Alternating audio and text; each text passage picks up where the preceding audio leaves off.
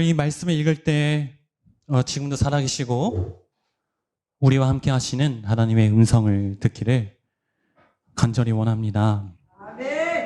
우리 함께 읽도록 하겠습니다. 시작.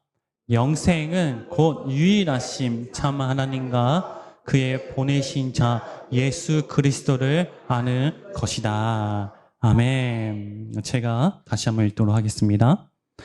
영생은 곧 유일하신 참 하나님과 그가 보내신 자 예수 그리스도를 아는 것이다. 아멘. 오늘 예배 자리 가운데 오신 여러분 한 분 한 분을 주의 이름으로 축복합니다. 이 자리에 오기 전까지 내 마음에서 혹여나 다른 것으로 기쁜 마음이나 혹은 다른 것으로 너무 속상한 마음이 있더라도 힘들더라도 오늘 이 시간만큼은 지금 이 자리에 우리를 인도하신 그 하나님의 음성에 우리가 듣고자 하는 마음으로 이 자리에 있기를 간절히 원합니다. 우리가 지난주의 말씀까지 요 몇 주간 말씀을 나눈 것의 주제가 무엇이죠? 우리가 한 단어로 요약하면 지식, 아는 지식이라고 얘기를 할 수 있을 것 같아요. 하나님을 올바르게 아는 지식. 그러면 이 올바르게 아는 지식이란 과연 어떤 것일까에 대해서 우리가 요 몇 주간 함께 말씀을 나눴습니다. 유대인들, 우리가 지난주에 나눴다시피 유대인들이 굉장히 성경을 아는 지식이 깊잖아요. 그렇죠? 그리고 지난주 말씀 어떤 인물이 나왔죠? 빌립. 그렇죠? 구약 성경을 꿰뚫어서 예수님이 하나님, 즉 메시아인 것을 알았습니다. 그런데 그들이 아는 그 지식이 과연 성경에서 말하는 지식 혹은 오늘 이 본문에서 얘기하는 영생은 곧 아는 것이다 할 때 그 아는 지식일까요? 아니죠. 그렇죠? 우리가 반드시 가져야 할 지식은 오늘 말씀으로 보면은 물론 다양하게 표현을 할 수 있어요. 오늘 말씀으로 보면은 바로 어떤 지식이라면 영생을 아는 지식이다. 그렇죠? 유일하신 참 하나님과 그가 보내신 자 예수 그리스도를 아는 것이 바로 뭐다? 영생이다. 영생을 아는 지식이다라는 것이죠. 그러면 왜 올바르게 아는 것이 중요한가? 그렇죠? 왜 올바르게 아는 것이 중요한가? 우리가 반드시 생각해 봐야 할 문제죠. 물론 다양하게 얘기를 할 수 있을 것 같아요. 네, 다양하게 표현을 할 수 있을 것 같습니다. 그런데 오늘 제가 말씀 드리는 맥락에서 얘기를 하자면 우리가 왜 하나님의 말씀을 올바르게 아는 것이 중요하냐면 우리가 영과 육으로 되어 있어서 그래요. 육과 영으로 되어 있으면서도 뭐가 우선된 존재이기 때문에 육이 우선된 존재이기 때문이에요. 혹시 기억하시나요? 3주 전이었나요? 4주 전이었나요? 그때 말씀에 우리가 올바르게 아는 것을 뭐라고 했죠? 정치라고 했죠. 정치가 올바르게 되면 뭐가 된다고 했죠? 정신, 올바르게 믿을 수 있다는 것이죠. 그러니까 올바르게 아는 그 지식의 방법대로 내가 올바른 믿음을 가질 수 있다는 것이죠. 그러면 그 올바른 믿음이 내 심령에서 중심에서 형성이 됐어요. 그러면 그 중심의 안에 있던 그 믿음대로 뭐가 일어나죠? 정행이 일어나죠. 그러니까 행동이 되어지는 것이죠. 뭐에 따라서? 내 믿음에 따라서. 즉 내가 아는 것에 따라서. 그러면 어떻게 됩니까? 결과적으로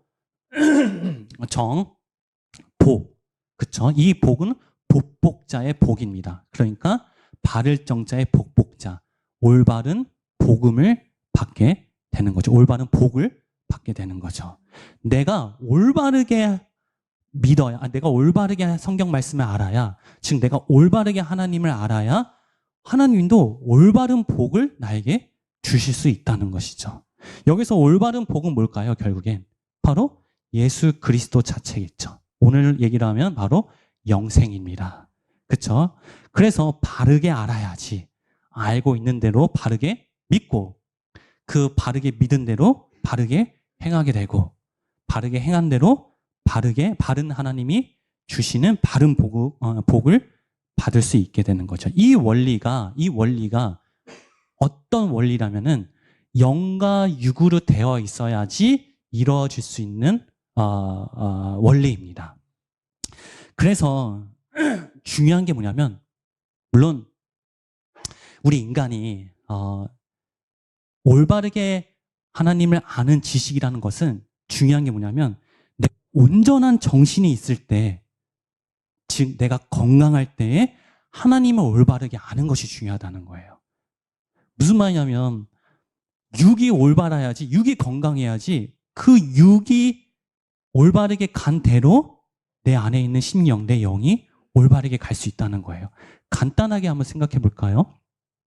식물인간, 그렇죠? 육이 온전치 않은, 즉 정신이 온전치 않은 사람은 잘 모르겠는데 정말 하나님의 특별한 은혜가 있어야지 하나님을 만날 수 있어요. 무슨 말이냐면 정말 내가 온전한 정신이 있을 때 그때 내가 하나님을 올바르게 알 수 있도록 창조하신 게 바로 육과 영, 즉 육우선되게 만들어진 인간이라는 것이죠.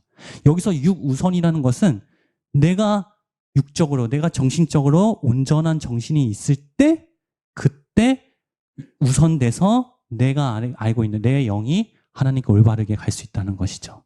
그래서 나이 드신 분들 중에 막 치매가 좀 있으시고 정신이 온전치 않으신 분들은 전 잘 모르겠어요. 정말 또한 하나님의 특별한 방법대로 분명히 역사하신다고 생각이 듭니다.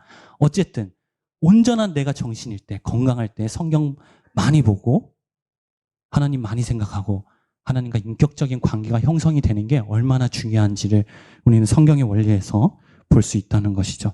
그런데 이런 원리로 봤을 때 우리 한번 생각해 볼 문제가 있습니다.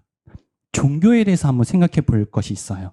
여러분, 종교에서 종교에 보면은 뭐가 있냐면은 교주가 있죠, 교주. 즉 그 종교를 만든 사람, 창시자, 그렇죠? 그런 사람들이 있습니다. 그런 사람들이 굉장히 중요하게 여기는 게 뭔지 아세요? 바로 종교 경험이에요. 이걸 어떻게 여러분들이 알고 있는 걸로 얘기하면 뭔가 기적, 환상, 뭔가 신을 체험한 거, 그거를 굉장히 중요하게 여깁니다. 다른 종교에서는. 그래서 모든 종교를 창시한 교주나 창시자들은 다 이 경험이 있어요. 대표적으로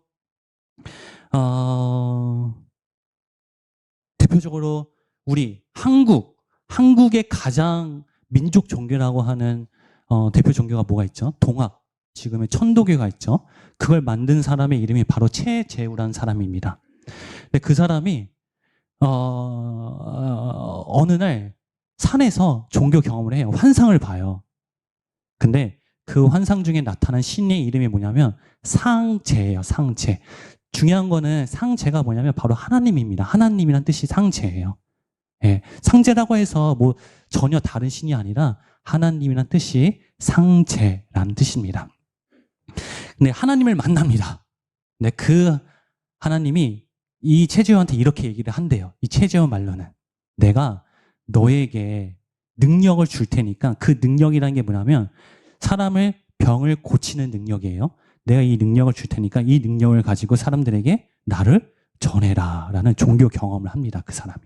근데 그게 뭐냐면 영부예요. 이게 뭐냐면 심령 영자에 부적할 때 그 부. 그러니까 영의 부적이라는 것입니다. 그래서 여러분들 혹시 이거 들어보셨어요? 궁궁을을 들어보셨나요? 궁궁을을. 나이 좀 지긋하신 분들은 아마 아실 거예요. 예전 조선시대 이후로 일제강점기 시대도 이 단어가 굉장히 중요했어요. 이게 뭐냐면 구원을 뜻하는 단어인데, 어쨌든 그 천도교에서는 뭐가 있냐면 사람의 병을 고치기 위해서 부적에다가 궁궁을자 한자를 씁니다. 제가 이거를 말씀드리는 게 뭐냐면 여러분들 졸지 말고 재밌으시라고 하는 거예요. 그리고 이거 기본적으로 알아두셔도 좋고 이거와 성경에서 말하는 것과 비교를 해보셔도 굉장히 좋아요. 그래서 제가 이런 일반적인 종교 같은 것들을 이제 말씀을 드리는 겁니다. 그래서 이 부적에다 궁궁을자를 씁니다. 그리고 이거를 의뢰가 있어요. 거기 의뢰를 통해서 불을 태워요. 그럼 뭐가 남죠? 재가 남잖아요. 그러면 그거를 물에 섞어가지고 그걸 마십니다. 그러면 그게 병을 낫는 거예요. 그런 것들을 천도교에서는 아직도 지금까지도 그거를 거행하고 있어요. 물론 이 의식은 많이 사라졌는데 아직까지도 하고 있습니다. 그리고 여러분들 사람들이 예전 조선시대 사람, 조선 후기 사람들은 어떤 사람을 신으로 생각했냐면 무조건 제일 중요한 게 뭐냐면 병 고쳐주는 사람. 그때 의학이 발전하지 않으니까는 누군가 나에게 병을 고쳐주면 그 사람은 신인 거예요. 그러니까 약이나 그런 게 아니라 그러니까 그때 용어로 하면 술법이라고 하죠. 술법을 통해서. 그래서 여러분들이 조선 후기 때 조선 후기라고는 좀 그렇지만 한 16세기쯤에 이 단어가 굉장히 유행을 했어요. 뭐냐면 생불. 이 생자는 이렇게 살아있는 그 생자 할 때 생자고 불은 부처불입니다. 그러니까 살아있는 부처. 지금도 살아있는 부처라는 말 많이 쓰죠. 보통 어떤 사람에게 쓰죠, 지금은? 어떤 호인. 그러니까 버버시로 살 수 있는 그런 굉장히 도덕적인 사람한테 야, 저 사람 진짜 살아있는 부처다라고 얘기를 하죠. 이런 말이 그때 있었는데 그 용어를 호칭을 가진 사람이 뭐냐면 병으로 사람을 고칠 수 있는 능력을 가진 자를 생불이라고 했어요. 어쨌든 뭐 이런 것들이 있다는 것이죠.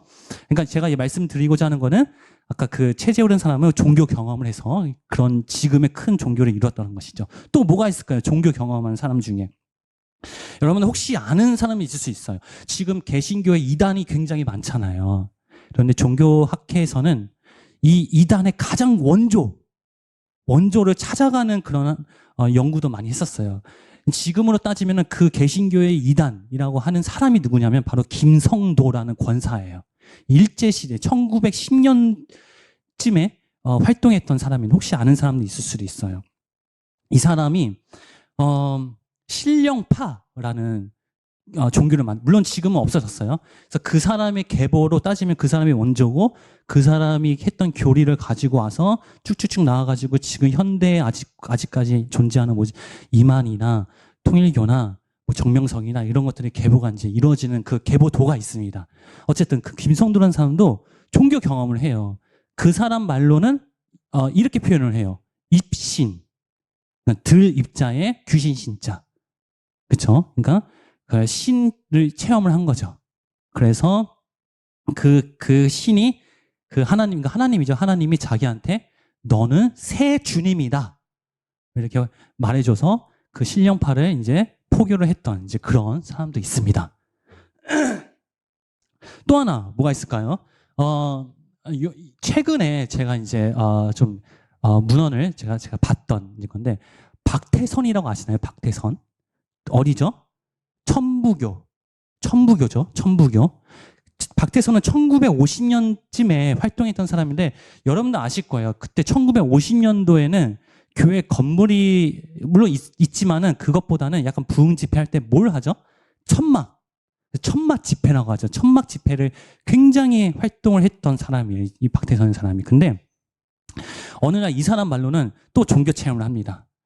그 천막에 수많은 사람들이 집회를 하고 있는데 환상이 보인 거예요. 안개가 뿌옇하면서 이슬이 하늘에서 내리는 거예요. 그래서 그 이슬을 먹으니까 병이 났다라는 그런 종교 체험을 합니다. 그래서 이 사람이 뭘 만드냐면은 이슬성신이라는 걸 만들어요. 이슬성신. 이슬은 우리가 아는 그 이슬이고 성신은 거룩할 성자의 귀신신. 그러니까 성령을 얘기하는 거예요. 그러니까 그 성령이 준 이슬. 그래서 실제로 천부교에서는 물이 있어요. 이슬성신이라고. 그래서 그 물을 마시면 병이 난다라는 것이 있습니다. 물론 이런 지금 제가 언급한 이분들 말고도 현대 무당들이나 그쵸? 굿하는 사람들 보면은 보통 무당들이 다 뭘 하죠? 빙의라고 하죠. 그쵸? 귀신문을 받든지 혹은 그 뭐죠? 카시타스. 그러니까 그 영혼이 빠져나가는, 그러니까 그 사람 말로는 이제 그런 경험을 한다고 합니다. 그러니까, 근데 공통적으로 뭐냐면, 여러분들, 이 사람들이 다 얘기를 하는 게 뭐냐면, 물론 지금의 하나님을 올바르게 믿는 사람도 이런 기적적인 그런 환상을 체험한 분들도 분명 여기 계신 데 있을 거예요. 근데 공통적으로 뭐냐면 다 제정신이 아닌 상태에서 체험을 한 거예요. 제정신이 아닌 상태에서. 보통 환상이나 기적을 체험하는 거는 본 정신이 아니에요. 그쵸? 여러분들 생각해 보세요. 그쵸? 제정신이 아닌 상태, 즉 환상이나 기적은 하나님과 인격적인 관계를 형성하는 과정이 절대 아닙니다. 그러니까 하나님이 궁극적으로 자기 자신을 임마누엘 하시기 위한 목적이 아니라는 것이죠. 분명히 지금까지 제가 거론한 사람들도 어떻게 보면은 하나님이 핵심적으로 다 역사를 하신 거예요. 그 사람들에게. 그쵸? 근데 문제는 그 하나님은, 이들은 경험한, 자신들이 그 경험한 그 기적의 하나님 혹은 환상의 하나님을 어떻게 알고 있어요? 자신이 알고 있는, 즉 올바르게 알고 있다라고 믿고 있다는 게 문제라는 것이죠. 그렇죠? 그래서 기적뿐만 아니라 내가 만난 하나님, 내가 경험한 하나님을 그분들은 지금 신앙의 대상으로 섬기고, 그 신앙의 대상을 중심으로 만들어진 게 지금의 그죠? 종교라는 것이죠. 그러면 중요한 것은, 성경에서 중요한 것은 내가 경험한 하나님, 내가 만난 하나님이 중요한 게 아닙니다. 자, 제가 어떤 강의를 들었어요. 근데 그 교수님이 종교와 그 뭐죠? 성경, 그러니까 기독교라고 하지만은 저는 성경이라고 얘기를 하고 싶어요. 성경과의 본질적인 차이가 무엇인가에 대해서 얘기를 하시더라고요. 근데 저는 너무 공감이 됐어요. 너무 맞다라는 생각이 들었어요. 잘 보세요. 종교는 내가 하나님을 너무 사랑해. 다들 사랑하시죠? 하나님을 너무 만나고 싶어. 너무 만나고 싶어. 너무 하나님을 만나는데 고난과 환난과 너무 많아. 너무 장애물이 많아. 내가 그걸 다 겪고 이겨내고 인내하고 참아서 어머나 만났어. 하나님을. 그게 바로 종교입니다. 근데 성경은 이렇게 얘기를 하고 있어요. 내가 하나님을 너무 만나고 싶어. 하나님을 너무 사랑해. 너무 사랑해. 근데 나는 하나님을 만날 수 없구나. 나는 이 환난을 이길 수가 없구나. 나는 고난을 이길 수가 없구나. 나는 하나님을 찾을 수 없구나. 그게 내 심령 가운데 처절하게 나에게 온 거예요. 그래서 나는 하나님을 찾을 수 없습니다. 라고 할 때 찾아오신 것이 바로 성경에서 말하는 하나님입니다. 종교와 성경의 차이를 아시겠죠? 저는 이 말씀이 너무 공감이 됐어요. 제가 지금 종교학에서 거의 이제 연수제로 5년이 됐는데 딱 이걸로 요약이 된다고 생각이 들어요. 제가 항상 가지고 있던 이 마음이 요 표현이었어요. 내가 찾는 하나님은 종교의 하나님입니다. 근데 나를 찾아오신 하나님을 만나야 돼요. 내가 경험한 하나님, 내가 만난 하나님은 주체가 뭐죠? 내가요, 내가. 근데 나를 찾아오신 하나님, 나에게 오신 하나님, 그 하나님이 바로 올바른 하나님. 올바른 그 지식, 그러니까 올바른 하나님을 아는 지식이라는 것이죠. 자, 그러면 성경에서 한번 볼까요? 성경에서 창세기 3장 10절 한번 보도록 하겠습니다. 창세기 3장 10절 함께 읽어볼게요. 시작. 가로되 내가 동산에서 하나님의 소리를 듣고 내가 벗었으므로 두려워 숨었나이. 이 사건은 너무나 다 잘 아시는 사건이죠. 선악과를 따먹고 아담이 하나님을 두려워해서 숨은 것입니다. 물론 이 말씀을 가지고 우리가 다양한 표현으로 얘기를 할 수 있을 것 같아요. 근데 오늘 맥락에서 보면 다시 한번 그 말씀을 보여주세요. 제가 한번 여쭤볼게요. 왜 아담은 왜 숨었을까요? 왜 숨었을까요? 선악과를 따먹어서? 그쵸? 벗었기 때문에. 그쵸? 두렵기 때문에. 그쵸? 오늘 맥락에서 얘기하면 하나님의 소리를 누가 들었습니까? 내가 들었어요, 내가. 자, 하나님의 말씀은 내가 듣는 것이 아니라 들려지는 것이에요, 들려지는 거. 아담은 하나님의 말씀을 들렸어야 됐어요.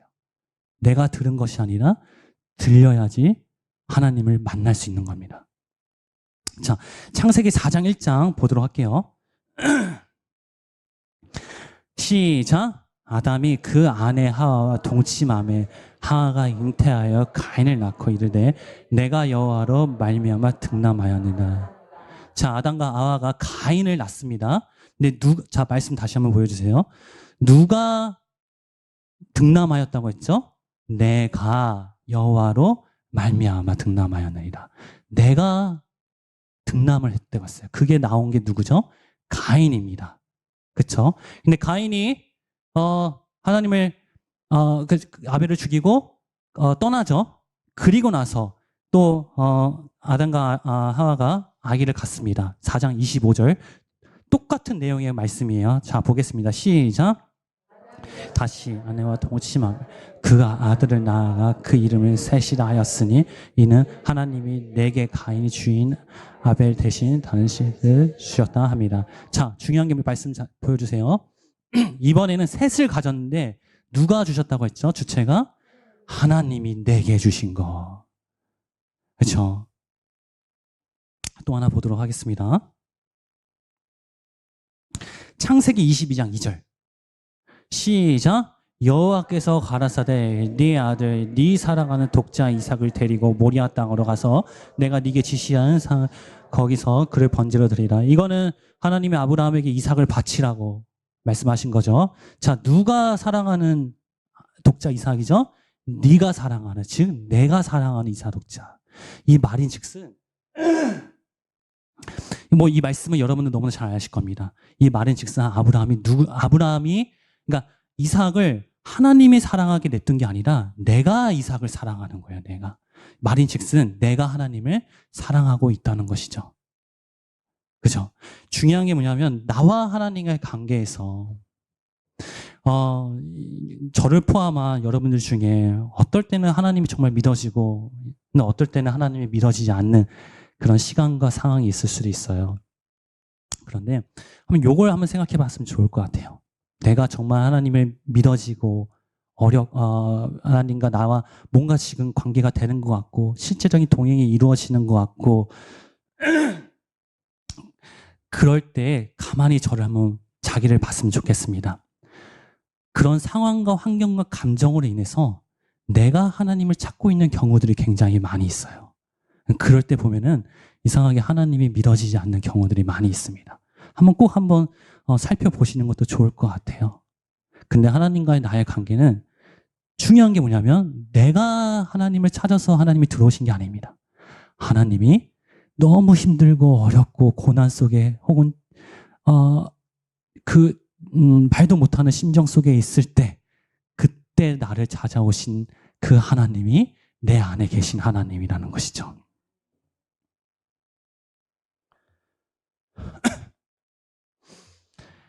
다시 말해서 내가 만난 하나님이 아닌 나를 만나주신 하나님이 오늘 본문에서 말하는 바로 영생을 올바르게 아는 지식이라는 것입니다.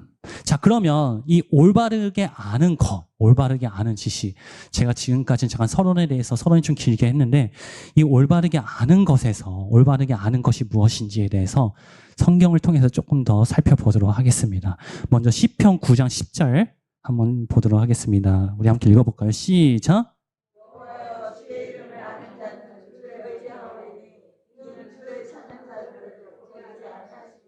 자, 여기서 중요한 게 뭐냐면 누굴 아는 거요? 여호와 주의 이름을 아는 자. 여기서 중요한 게 뭐냐면 여호와라는 호칭이 굉장히 중요해요. 우리가 성경을 볼 때 한참 이제 우리가 호칭에 하나님이라는 호칭에 대해서 줄을 치면서 이제 성경을 보잖아요. 여호와라는 것은 맥락적으로 보면은 여호와라는 뜻이 뭐냐면 나의 하나님이라는 뜻입니다. 나의 하나님. 그러니까 신약, 즉 현대로 얘기하면은 내 안에 계신 하나님, 나와 인격적 관계를 가지신 하나님을 의미하는 게 바로 여호와라는 거예요. 그러면 오늘 여기서 말씀에서 여호와여 주를 아는 것이, 그렇죠? 다시 한번 말씀 보여주시겠어요? 아는 자는 주를 의지하오니 이 주를 찾는 자를 버리지 아니하심이라. 여기서 주의 이름을 아는 자, 그러면 이 주는 어떤 주를 아는 것이죠? 여호와, 즉 나와 관계되신. 자, 2주 전이었나요? 알다가 그 헬라어로 뭐라고 했죠? 기노스코라는 단어는 원래 의미가 어떤 단어죠? 남과 여가 관계를 맺다. 그렇죠? 그러니까 나와 관계를 맺으신 그 여호와, 주님, 그 주님을 아는 것이 바로 뭐다? 올바르게 아는 것이다. 그래서 여러분도 아시는 분들 아시겠지만 이 여호와라는 단어는 사실은 후대에 만들어진 하나님의 이름입니다. 무슨 말이냐면 원래 하나님의 이름은 여호와가 아니에요. 그런데 이 성경이 만들어지기 시작한 쯤, 그러니까 그 전 시대 유대인들이 여호와라는 단어를 없애버려요. 왜 없앨까요? 여러분 십계명에 보면 상계명은 뭐죠? 그렇죠. 이름 석자, 여호와 이름을 망령되이 일컫지 말라. 그러니까 여호와 이름을 뭐라고? 망령되이라는 것은 그러니까 실수하지 말라, 함부로 부르지 말라. 이거를 왜곡시키지 말라라는 뜻이에요. 근데 유대인들이 이 십계명을 문자적으로 해석을 해가지고 그러면 여호와 이름을 내가 실수하면 안 되겠네. 그 유대인들은 어떻게 해요? 여호와 이름을 쓰겠어, 안 쓰겠어? 말하겠어, 안 말하겠어요? 안 말하는 거예요. 왜냐면 말하다가 내가 실수할까봐. 실수하면 어떻게 돼? 십계명을 어겨버리잖아요. 그쵸? 그럼 쓰겠어요, 안 쓰겠어요? 쓰지도 않는 거야. 이게 유대인들이 율법을 지키는 게 정말 생명을 걸고 지키는 사람들입니다. 이 십계명의 세 번째 계명을 정말 목숨 걸고 잘 지킨 거예요. 그러다 보니까 원래 원문에 있던 그 여호와 이름이 없어진 거야. 네. 그래서 뭐만 남았냐면은 모음만 남은 거예요. 모음만. 그러니까 여호와의 여자, 호와의 오자, 와의 와자. 물론 한글로 따지면, 그리고 거기에 자음을 집어넣은 게 지금의 단어가 된 겁니다. 그러니까 여호와 이름은 사실상 원래 원문에 나와 있는 단어는 아니지만은 그 상관없어요. 중요한 건 뭐냐면 그 맥락 속에서 하나님이 이 여호와의 이름을 통해서 말씀하시고자 싶은 게 무엇인지를 알면 되는 거예요. 그게 뭐냐면 나와 관계를 맺고자 맺는 하나님. 그래서 여러분들 십계명의 상계명에 보면은 여호와의 이름을 망령되이 일컫지 말라라는 것은 사실은 하나님이 이걸 통해서 말씀하시고자 싶은 목적이 뭐냐면, 자, 여호와 이름은 원래 뭐라고 했죠? 나와 관계를 맺으신 하나님. 그럼 원래 본래의 의미를 가진 여호와의 이름이 왜곡됐다는 것은 뭐예요? 나와 하나님과 관계를 가졌다, 안 가졌다? 가지지 않았다는 것이죠. 사실은 하나님은 그 관계성에 대해서 말씀을 하고 싶은 것인데 유대인들은 그걸 문자적으로 해석한 것이죠. 그러니까 내가 여호와의 이름을 왜곡한 것은 뭐예요? 내가 하나님을 버리고 나와 하나님과 관계가 깨지는 것, 그게 바로 여호와의 이름을 망령되이 일컫는 것이라는 것이죠. 그렇죠? 그러니까 중요한 거는 여기서 하나님을 아는 올바른 지식은 뭐다? 여호와의 이름, 본래 여호와의 이름을 아는 것. 그렇죠? 그거라는 것입니다. 시편 36편 9절에서 10절 보도록 하겠습니다. 시작.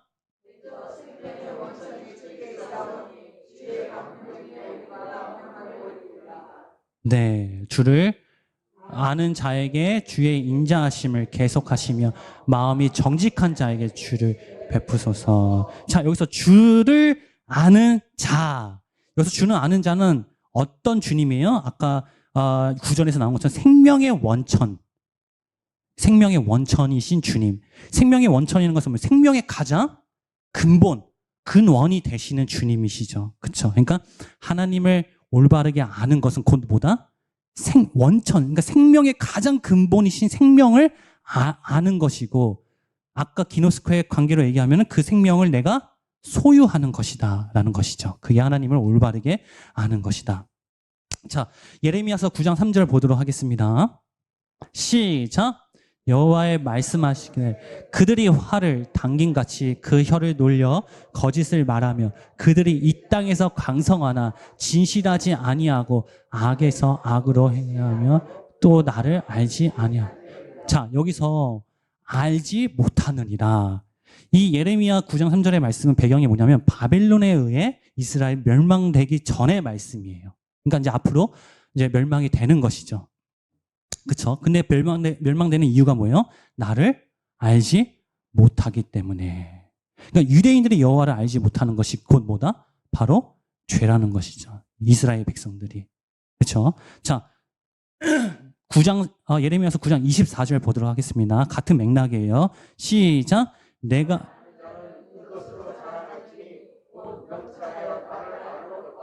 나 여호와는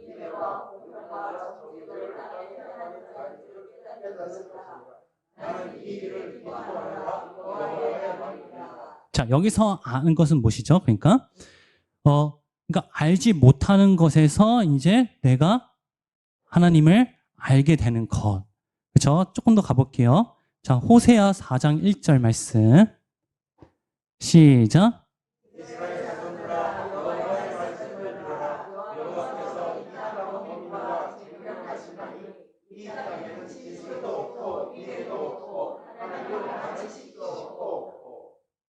그렇죠?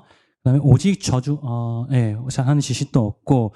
자, 여기서 보면은 호세아는 이번에는 뭐죠? 북이스라엘. 그래서 온갖 제약으로 인해 아수르의 이제 북이스라엘 멸망을 당하기 전에 그 예언자였던 호세아 선지자가 이제 얘기를 하는 말씀입니다. 근데 뭐가 없어요? 하나님을 아는 지식도 없고. 그러니까 호세아는 지금 이스라엘을 회개시키고자 하기 위해서 이 말씀을 하는 것이죠. 이스라엘이 저질렀던 죄가 뭐예요?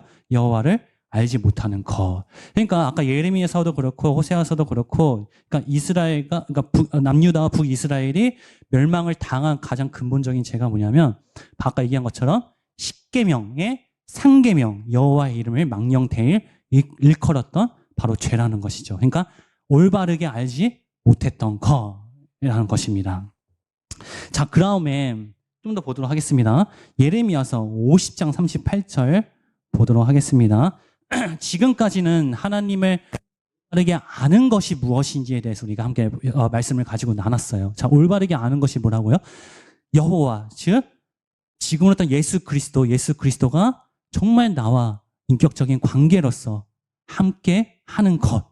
물론 제 표현은 이제 함께 하는 것이라고 했지만 여러분들 표현은 다양하게 얘기할 수 있어요. 근데 신령 가운데 함께 하는 것. 그것이 바로 뭐다? 하나님을 올바로 아는 것이다 라고 했습니다. 이번에는 올바르게 알지 못하는 게 성경에서는 무엇인지에 대해서 함께 보도록 하겠는데, 자, 지금까지 우리가 봤던 것에 대해서 올바르게 알지 못하는 것은 결국엔 죄의 근본이라는 뜻이에요. 죄의 원인, 가장 근원적인 죄라는 것이죠. 예레미야서 5장 38절 보도록 하겠습니다. 예레미야서 50장 38절 시작. 가뭄이 물 위에 내리어 그것을 말리니 이는 그 땅이 조각한 신상의 땅이요 그들은 우상에 미쳤습니다. 자, 호세아 11장 2절 말씀 보도록 하겠습니다. 시작.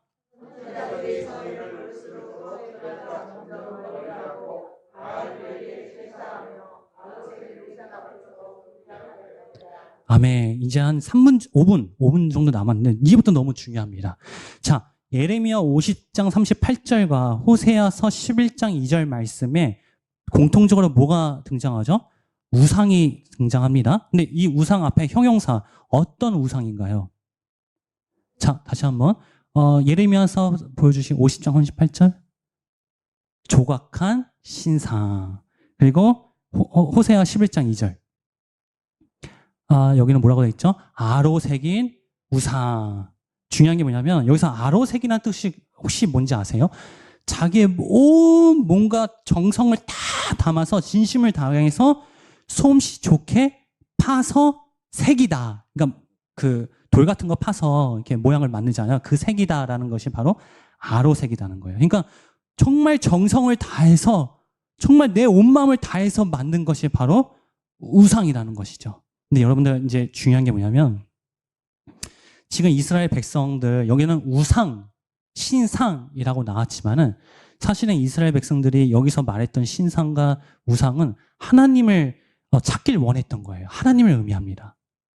그러니까 그들이 이스라엘 백성들이 그 광야에서 혹은 뭐 멸망당하기 전에 남유다 이스라엘들이 그냥 막 신앙도 아무것도 없이 지금 현대처럼 술 먹고 그냥 뭐 세상에 방탕하게 논 것이 아니라 그들만의 정말 고유한 정말 깊은 신앙을 가졌던 거예요.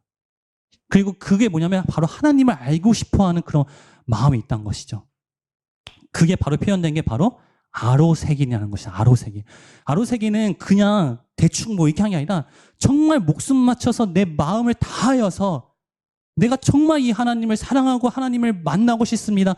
하나님 정말 찾고 싶습니다. 그 마음이 담긴 그 심정이 담긴 것이 바로 이 아로색이다라는 의미입니다. 그렇게 만들어진 것이 바로 그 조각상 하나님의 형상이라는 것이죠. 그러니까 그들이 신앙이 없어서 타락한 게 아니라 신앙이 있었다는 것입니다. 근데 어느 정도로 그 예레미야서 50장 38절 어느 정도로 있냐면은 마지막에 우상에 미쳤습니다. 정말 미칠 정도로 여러분들 이게 나쁜 말 같아요. 우리는 하나님께 미쳐야 됩니다. 미쳐야 돼요. 그래야지 살 수 있어요.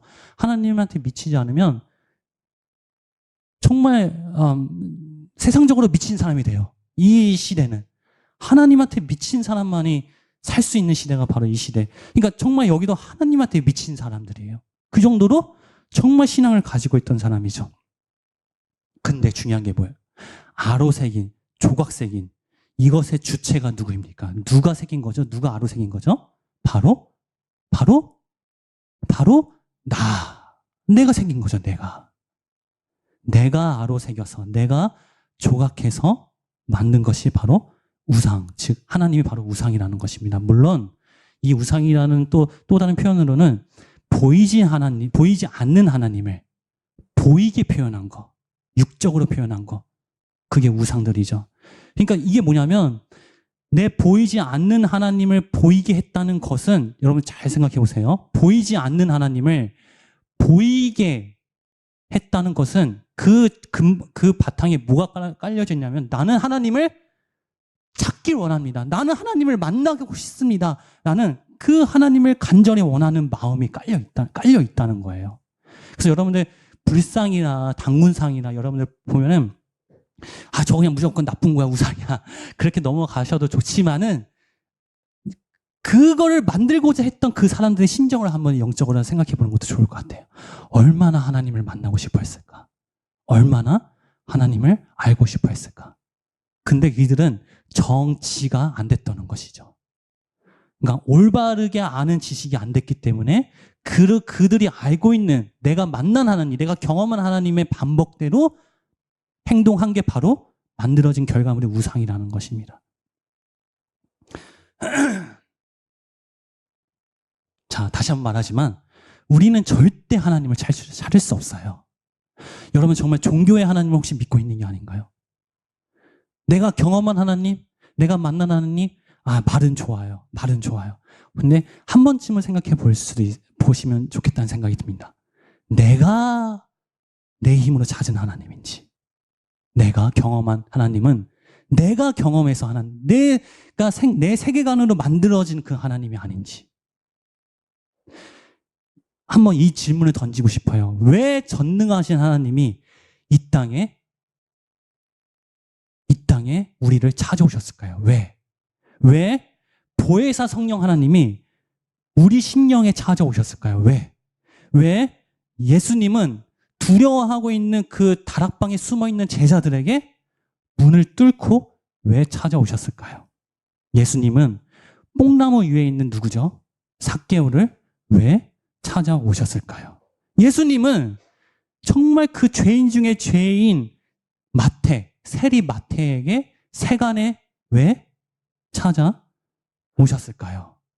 자, 이번에는 우리입니다. 왜 하나님은 환난 속에서 아무도 해결해 줄 수 없는 그 지옥 같은 심정과 마음을 가지고 그냥 내가 찾을 분은 하나님인데 그 하나님을 찾지 못해서 너무 막 힘들고 앓고 있는 그 구석통에서 숨겨져 있고 웅크려져 있는 그 나에게 하나님은 왜 찾아오셨을까요?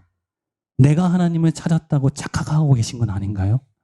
우리가 만난 지금 내 안에 있는 하나님은 나를 찾아오신 하나님입니다. 내가 찾지 못해서 내가 정말 하나님을 찾고 싶은데 못 찾아서 포기했을 때 그때 비로소 찾아오신 분이 바로 하나님이고 그 하나님을 만나고 아는 것이 바로 올바른 하나님을 아는 지식이라는 것입니다. 볼지어다 내가 문 밖에서 두드리노니 누구든지 그 음성을 들으면 어떻게 되죠? 문을 열면 내가 그에게로 들어가 내가 그와 더불어 먹고 그가 나와 더불어 먹느니라. 여러분들 이 더불어 먹는다는 거 이 정확하게 무슨 의미인지 한번 생각해 보셨나요? 난 이게 무슨 말인지 정확하게 몰라서 쉬운 성경으로 봤는데 이 더불어라는 뜻은 바로 함께라는 것입니다. 하나님은 내 마음에 내 심령 가운데 오셔서 지금도 문을 두드리고 계세요. 나를 찾아오셨어요. 그 문을 열면 들어오셔서 나와 함께 식사를 하고 해주신다는 거예요. 식사를 한다는 것은 여러분들 식구라는 의미를 아시죠? 뭐죠? 맞나? 함께 밥을 먹는다. 함께 밥을 먹는 게 바로 식구라는 의미입니다. 식구. 하나님이 우리와 식구가 되어주시는 거예요.